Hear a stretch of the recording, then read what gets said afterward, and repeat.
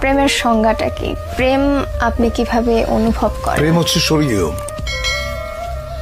এইটা মানুষের ভেতরে প্রেমের যে অনুভূতি, এটা পবিত্র এবং স্বর্গীয়।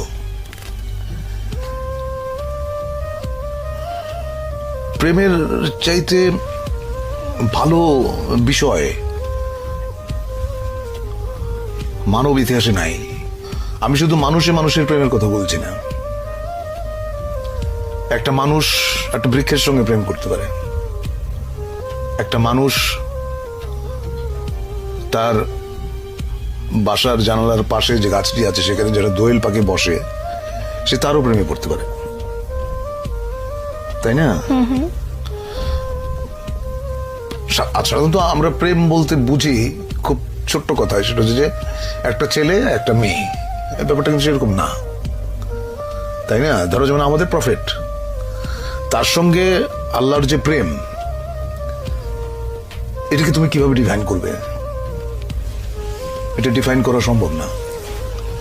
You have to feel it in your heart. প্রেম হচ্ছে এরকম।